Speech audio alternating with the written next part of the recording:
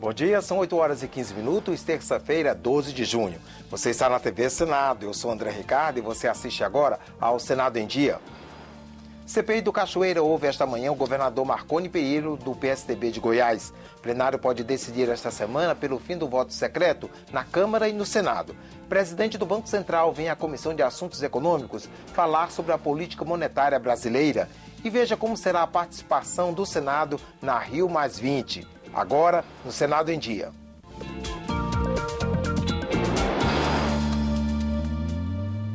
A CPI do Cachoeira vai ouvir 2 governadores nesta semana. Agora pela manhã, haverá o depoimento de Marconi Perillo, do PSDB de Goiás. As várias versões para a negociação de um imóvel devem ser o tema principal do depoimento. A venda de uma casa de Marconi Perillo é um dos motivos para a vinda do governador de Goiás à CPI. No imóvel, foi preso o contraventor Carlinhos Cachoeira. Investigações da Polícia Federal mostram que Perillo teria recebido R$1.400.000 pela casa. A forma de pagamento: 3 cheques assinados pelo sobrinho do contraventor. Mas existem outras versões para o negócio. Nós temos várias dúvidas, como foi paga a casa, foi em cheque, em pacotinho, em dinheiro, qual era a influência do Cachoeira na administração de Goiás. É isso que nós precisamos saber nesse depoimento. O depoimento de Perillo está marcado para as 10h15 da manhã. Na quarta-feira, será a vez do governador do Distrito Federal, Agnello Queiroz, explicar aos parlamentares da comissão denúncias de que seu governo teria favorecido a empresa Delta, supostamente ligado ao contraventor. O líder do PT na Câmara diz que são casos diferentes. Eles tentaram entrar no Distrito Federal e o Agnello não deixou. Diferente do governador Marconi Perillo, que a contravenção tomou conta do Estado. Se eventualmente os adversários de Perillo não apresentarem todas as questões, nós apresentaremos, para dar oportunidade ao governador de se defender. Para os líderes do PT e do PSDB no Senado, os 2 governadores devem explicações. Até que ponto a organização criminosa se utilizou das estruturas públicas nesses 2 estados, ou também até que ponto as estruturas públicas nesses 2 estados contribuíram com a organização criminosa. A nossa expectativa é de superar esses capítulos, governo de Goiás, governo de Brasília, para que a CPI possa avançar nos demais capítulos que são importantíssimos, já que tratam de desvio de dinheiro público através da empresa Delta, superfaturamento de obras, tráfico de influência, relação promíscua do setor público com o setor privado. O plenário pode decidir esta semana pelo fim do voto secreto na Câmara e no Senado. Os líderes de partidos se reúnem hoje para definir a pauta de votações. O presidente do Senado, José Sarney, convocou reunião de líderes para esta terça-feira, às 3h30 da tarde. O objetivo é definir a pauta de votações desta semana. Um dos assuntos mais polêmicos é o fim do voto secreto nos processos de cassação de mandato de senadores e deputados. Entendo que é absolutamente inadmissível que só um corporativismo ultrapassado, um corporativismo que precisa ser extirpado definitivamente, é a utilização do voto secreto para apreciação de perda de mandato parlamentar. A votação do parlamentar na cassação de mandato, esta tem que ser uma votação aberta, em nome da República. Não só em razão deste famoso caso que nós estamos a viver, não só em razão disso, mas em razão da necessidade de que nossos eleitores possam saber de que maneira nós votamos em casos concretos, como é o caso da cassação de mandato. Para a cassação de mandatos de parlamentares, não há qualquer dificuldade de fazer esse apoiamento, dar esse voto também. Mas já nas outras coisas eu gostaria de deixar meu ponto de vista também, minha posição de que nós não devemos abrir mão da prerrogativa que temos hoje sobre a hipótese de nós enfraquecermos a própria democracia. Tem coisas que devem ser preservadas, deve dar a liberdade ao parlamentar para que ele não sofra a pressão da mão maior que está do outro lado da rua aqui. 3 propostas de emenda à Constituição estão na pauta do plenário. Uma delas já passou pelas 5 sessões de debates e pode ser votada em primeiro turno. A proposta acaba com o voto secreto nos processos por quebra de decoro ou condenação criminal. e também na derrubada de veto presidencial em sessões do Congresso. É uma possibilidade muito grande, até quarta-feira votarmos o fim do voto secreto no plenário do Senado. Obviamente que ainda terá que ser votado pela Câmara dos Deputados. Confira agora a agenda das comissões do Senado para amanhã desta terça-feira. Audiência pública na Comissão de Direitos Humanos para debater as barreiras criadas pela Argentina aos produtos brasileiros. A Argentina é o nosso terceiro maior parceiro comercial, ficando atrás apenas da China e dos Estados Unidos. O primeiro item na pauta da Comissão de Educação é o projeto que cria o Bolsa Artista. O benefício será concedido a profissionais em processo de formação na carreira e poderá ser requisitado a partir dos 12 anos de idade. A Comissão de Assuntos Econômicos está prevista para logo mais às 11 horas da manhã. A repórter Mariana Abreu está ao vivo no Túnel do Tempo daqui do Senado e traz informações sobre a pauta da comissão. Bom dia, Mariana. Bom dia, André. Hoje é dia de audiência pública com o presidente do Banco Central, Alexandre Tombini. O debate na Comissão de Assuntos Econômicos gira em torno das diretrizes e das perspectivas futuras da política monetária brasileira. Na semana passada, Tombini esteve na Comissão de Orçamento do Congresso Nacional, quando garantiu que o sistema financeiro do país é sólido e tem liquidez. Ele assegurou ainda que os bancos de pequeno e médio portes, essenciais para a oferta de crédito a empresas menores e pessoas físicas, funcionam com tranquilidade. Tombini disse também que o Brasil vem avançando na agenda de reformas e realizando investimentos em infraestrutura. Segundo ele, o cenário internacional continua sendo de volatilidade nos mercados e de perspectiva de baixo crescimento futuro. Já o Brasil deve ver o ritmo da atividade econômica acelerar ao longo deste ano, devido, em parte, à demanda interna. André? Obrigado, Mariana. O Senado vai ter um stand na Rio+20, a Conferência da ONU sobre Desenvolvimento Sustentável, que começa amanhã. Comissões permanentes da Casa vão se reunir na sede do encontro e alguns parlamentares vão participar de eventos paralelos à conferência. Quase 30 senadores já confirmaram presença na Rio+20. Fernando Collor, Rodrigo Hollenberg e Cristóvão Buarque foram indicados pela presidente Dilma Rousseff para fazer parte da delegação brasileira na reunião preparatória realizada de quarta a sexta-feira. No evento, participantes do mundo todo vão tentar avançar no documento final da Rio+20. Sinceramente, eu não tenho grande expectativa de que vai sair um documento transformador, revolucionário, como o mundo precisa hoje.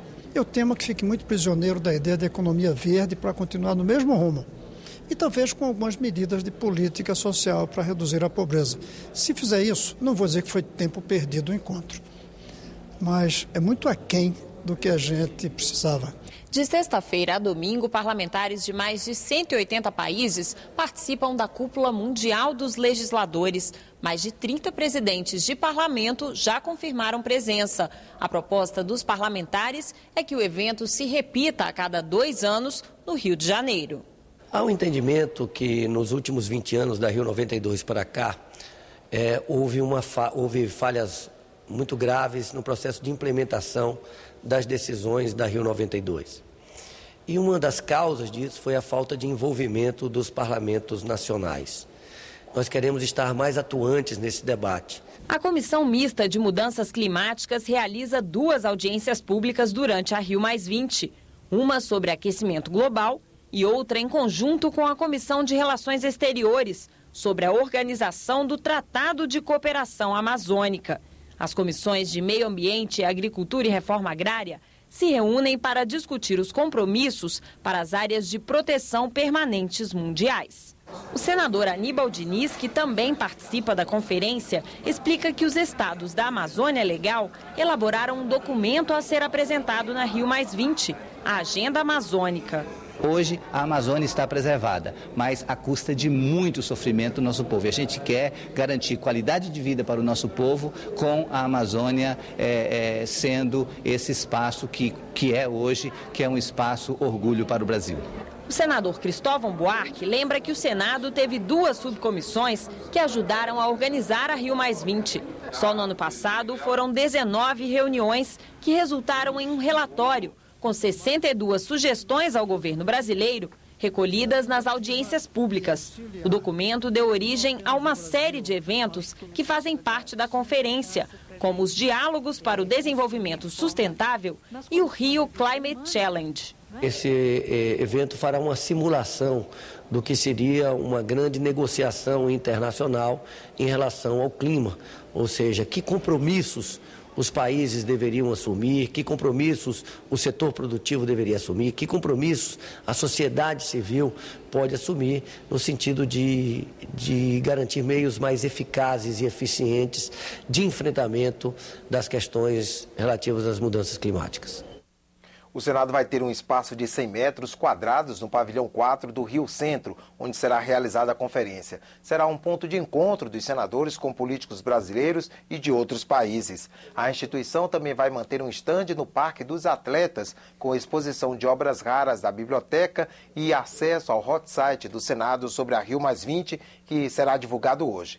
Mais informações sobre a programação da conferência estão no site que aparece aí na tela, www.onu.org.br/Rio20. O novo Código Penal pode beneficiar um sequestrador que mudar de ideia, delatar a quadrilha e colaborar com a liberação do refém. Foi uma das decisões tomadas ontem pela comissão de juristas responsável pela reforma do Código. Os especialistas também aprovaram a graduação da pena em casos de roubo.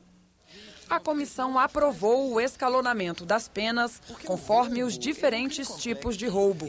Hoje ela varia de 4 a 10 anos e a decisão depende do juiz. Os juristas propõem para os casos mais brandos detenção de 3 a 6 anos. A pena sobe para 4 a 8 anos se o roubo for qualificado, ou seja, quando há uso de arma ou se o ato é cometido no interior de residência. Há ainda aumento de pena de 1/4 até 1/3 quando houver uso de explosivo, o agente mantiver a vítima em seu poder ou roubar veículo para transportá-lo a outro estado ou ao exterior. Hoje se dá uma pena de 4 a 10 anos e o juiz tem que se virar dentro desse universo que tem gravidades diferentes. Não é a mesma coisa alguém dar um encontrão na vítima e subtrair, a coisa ali é móvel e a pessoa apontar uma arma. E, portanto, a proposta que fizemos hoje estabelece uma gradação. Também foi criada a figura do roubo sem violência real, com redução de pena de 1/6 a 1/3. Nesses casos, o que for subtraído deve ser de pequeno valor. Já o texto atual sobre extorsão mediante sequestro foi mantido. A diferença é que quem colaborar com as autoridades, garantindo a libertação da vítima, pode escapar da prisão. O sujeito que colaborou para o sequestro, mas delata a própria quadrilha e permite a libertação da vítima, tem redução de pena. E isso é insuficiente. Por quê? Porque ele vai cumprir a pena reduzida junto com os que delatou. E não costuma dar certo. Então a proposta que fizemos é que, nesses casos, o Ministério Público poderá deixar de oferecer denúncia. Os juristas decidiram ainda acabar com a figura da extorsão indireta. Quem praticar aquela conduta que era de extorsão indireta, ter um documento que possa prejudicar alguém e exigir dinheiro para entregar o documento, aquilo que a população chama de chantagem, mala preta, né? Então essa figura que tinha uma versão mais branda agora não tem mais, então será a figura de extorsão, pena de 3 a 6 anos fora qualificadoras. Também ontem a comissão aprovou a inclusão do racismo e de outros delitos na lista de crimes hediondos. E os juristas finalizaram a discussão de questões ligadas aos crimes contra o patrimônio. Dano, apropriação indébita, receptação e estelionato, tipos de crimes patrimoniais discutidos pelos juristas que estão reestruturando o Código Penal. Entre as mudanças aprovadas está o aumento da pena, que é de 1 a 5 anos de reclusão, se o estelionato for cometido contra idosos. O que ocorre no estelionato é todo o patrimônio de uma vida e normalmente as vítimas são os mais idosos. É isso que está no meu dia a dia. Os juristas aprovaram a extinção de todo o capítulo que trata dos crimes contra a organização do trabalho.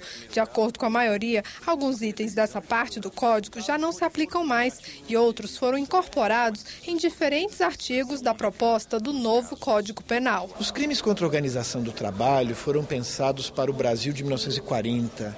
Eles criminalizam a greve do patrão, criminalizam o certo tipo de movimento sindical, criminalizam, vejam só, o convite para trabalhar em outro lugar, que é chamado de aliciamento. Muito debate também sobre os crimes hediondos. A comissão aprovou a ampliação da lista, que passa a incluir o financiamento ao tráfico de drogas, racismo e o trabalho análogo à escravidão.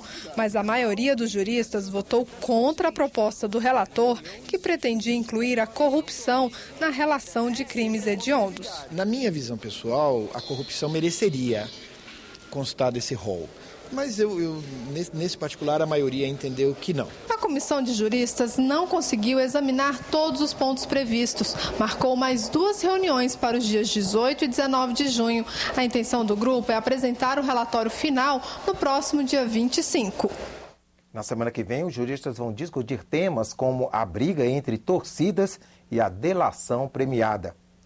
O Senado em Dia termina aqui. No decorrer da manhã, você acompanha outras informações nos boletins do Senado Agora. Enquanto isso, continue assistindo a nossa programação.